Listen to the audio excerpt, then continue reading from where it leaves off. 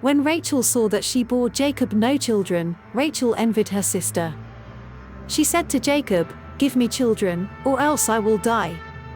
Jacob's anger burned against Rachel, and he said, "Am I in God's place, who has withheld from you the fruit of the womb?" She said, "Behold, my maid Bilhah. Go into her, that she may bear on my knees, and I also may obtain children by her." She gave him Bilhah her servant as wife, and Jacob went into her. Bilhah conceived, and bore Jacob a son. Rachel said, "God has judged me, and has also heard my voice, and has given me a son." Therefore she called his name Dan. Bilhah, Rachel's servant, conceived again, and bore Jacob a second son.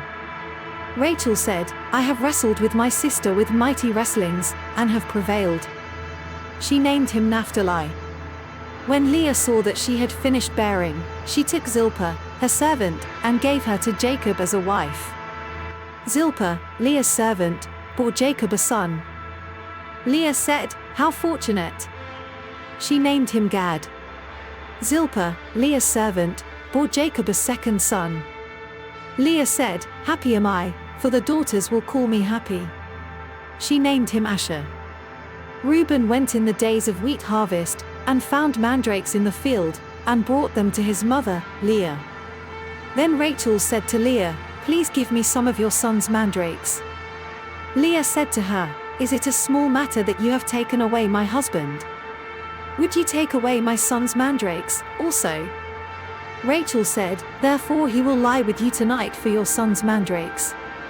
Jacob came from the field in the evening, and Leah went out to meet him, and said, "You must come in to me, for I have surely hired you with my son's mandrakes."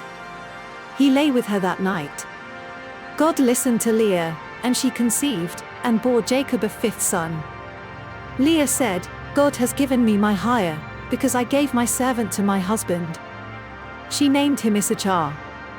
Leah conceived again, and bore a sixth son to Jacob. Leah said, "God has endowed me with a good dowry. Now my husband will live with me, because I have borne him 6 sons." She named him Zebulun.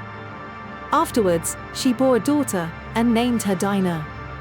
God remembered Rachel, and God listened to her, and opened her womb.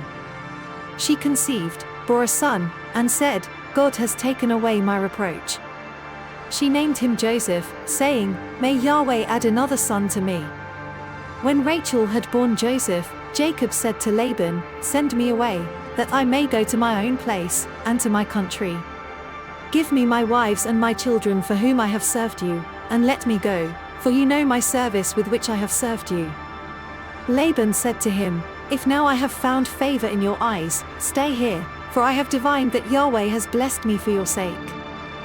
He said, "Appoint me your wages, and I will give it." Jacob said to him, "You know how I have served you, and how your livestock have fared with me.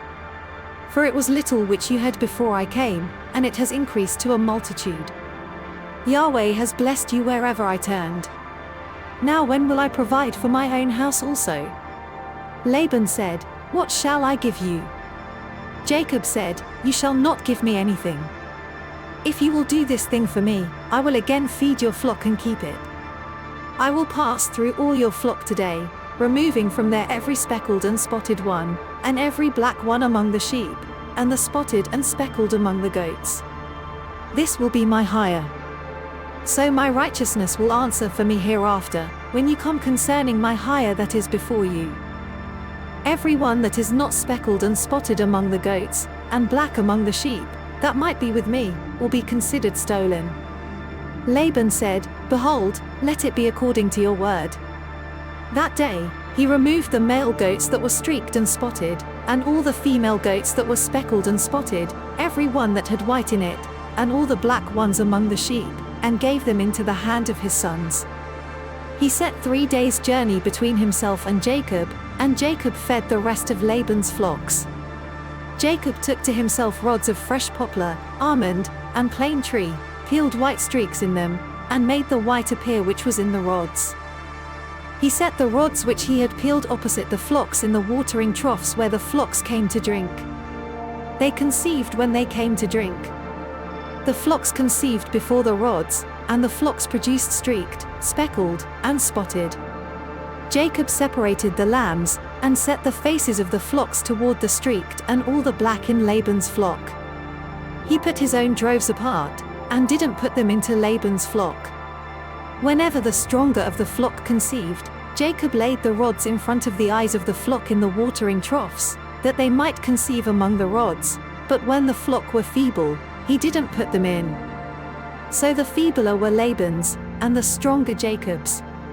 The man increased exceedingly, and had large flocks, female servants and male servants, and camels and donkeys.